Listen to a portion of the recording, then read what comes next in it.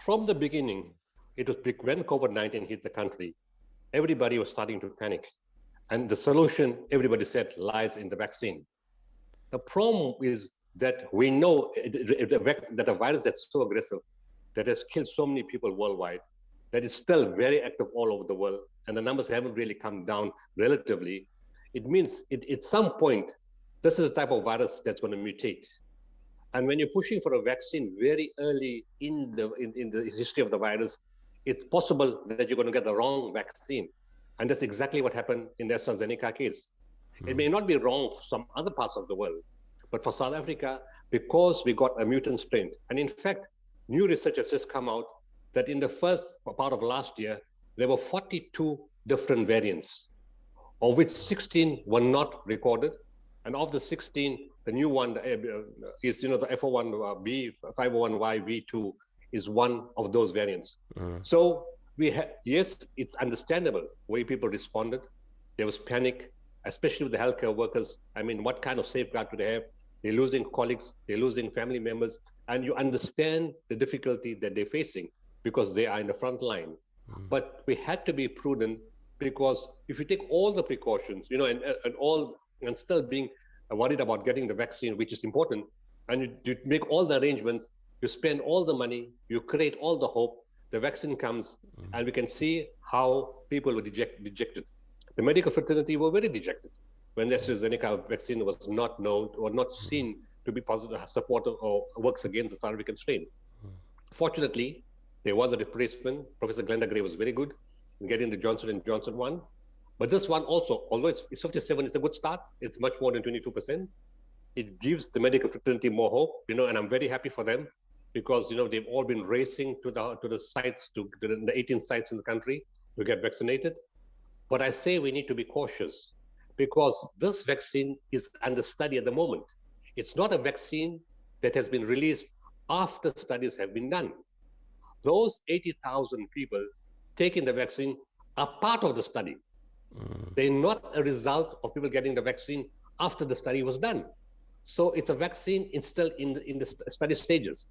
But given the circumstances, because people say, okay, it has been safe, and yes, from the last few days, the reports coming from the medical fraternity, you get a bit of a fever, some body ache, and maybe some of them got a rash or two, but nothing unmanageable. And within 2 or 3 days, they've recovered. So the safety aspect is there. What we don't know is how long will the vaccine last for in terms of the antibodies? For how many months will it cause, immunization? Secondly, will it work if new strains come? We don't know that, and the strains keep changing, so we don't know that. And also, the vaccine is still not registered in its home country, for use in the general public. In America, it's still under experimental phase, and in South Africa too, it's not recommended or not registered for use in the general public. It's in an experimental phase. So all those who have registered or taken the vaccine have to be part of this 2-year trial for the vaccine itself. And what is the risk to that, according to you? Well, to me, the part I'm worried about is, and I'm hopeful that people will be, and I mean medical professionals will be rational, because if everybody takes that vaccine, they need to understand that although they're vaccinated, they may not be immunized. So in other words, we vaccinated so many people, but are you so confident that you can walk into a ward and say there's COVID-19 patients here, and I'm not worried, I'm vaccinated and I'm immunized? The danger of that is you can get infection even though you've been vaccinated. And worse than that, you can carry it onto your family. You can pass it on to your family. You can be a carrier because though you're vaccinated and you don't have the right amount of antibodies and the right response to the vaccine, it can be a problem. So we can actually create a false sense of security, which can be a very big danger. It's been a huge danger. Look, already the government in some places are shutting down field hospitals. But I'll be honest, I wasn't in favor of field hospitals from the beginning. My idea was, or my thought was, let's upgrade existing hospitals.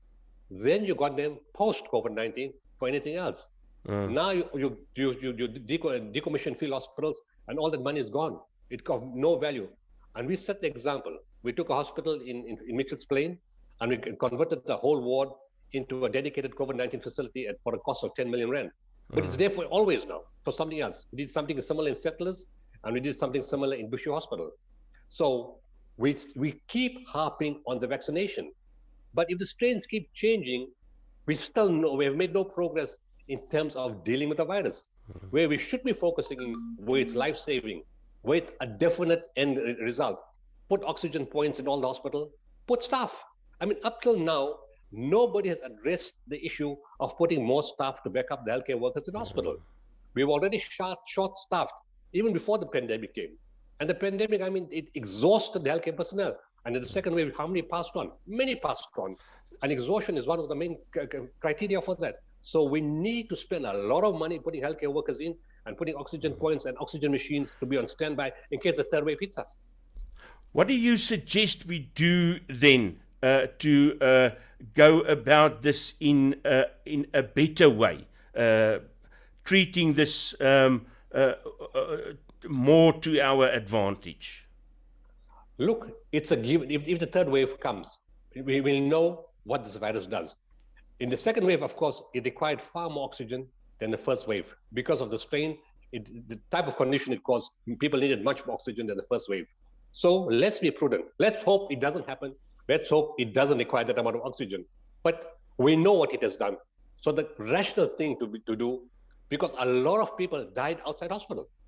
They died in their cars, they died in the queues, and they died in the emergency because there was not enough oxygen points and there was not enough oxygen. So we can't save everybody. Let's be realistic. We can't save everybody. But if we put more oxygen points, increase the bulk oxygen supply, put in more staff to manage the people, we can do a huge difference, if the same type of wave comes the third time around.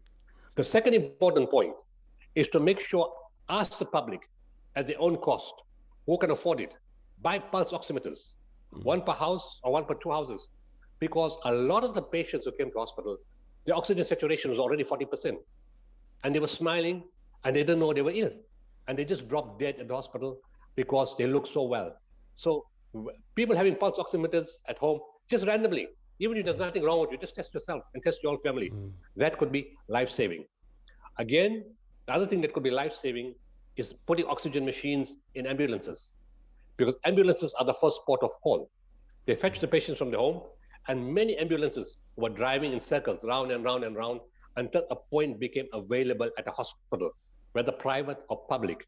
Whilst having oxygen machines and oxygen in an ambulance, that patient could be kept alive for 6, 8, 10 hours until the ambulance can find a hospital that can take the patient. Now, all these arrangements should be put in place without relying only on the vaccination. The vaccination is a parallel program. Yes, if the 57% works, and it works against the South African strain, and the antibodies develop, and the antibodies last for 6, 8, 10 months, it's fantastic. It's a great achievement. Run parallel with the preparation of the patients, but at the same time, also research other vaccines. They said, some other vaccines are far more efficient, but they haven't been tested in HIV patients or other type, or similar kind of studies in the South African situation. But we can then use those vaccines in non-HIV patients, in patients where if it works against the South African strain, the trial is done, let's use it in non-HIV patients. Because then you have a basket of vaccines modified to work in different conditions, in different patients with different comorbidities or no comorbidities, on condition they work against the South African strain. You run a parallel program. Verkeersboetes behels meer as 'n klein ongerief met minimale gevolge. Jy kan 'n kriminele rekord kry of probleme teekom as jy jou rybewys of motorlisensie hernie, en die metropolisie kan jou by padblokkades lastigval om die boetes te betaal. Fines for You vir minder moeite met verkeersboetes deur hul te monitor en vinnig, wetlik en effektief af te handel, sodat jy nie die ongewenste gevolge hoef te dra nie. Ons spesialiseer in groot vlote en streef daarna om jou geld te bespaar. Kontak ons gerus op 011 867 7331 of besoek ons webtuiste by www.finesforyou.co.za.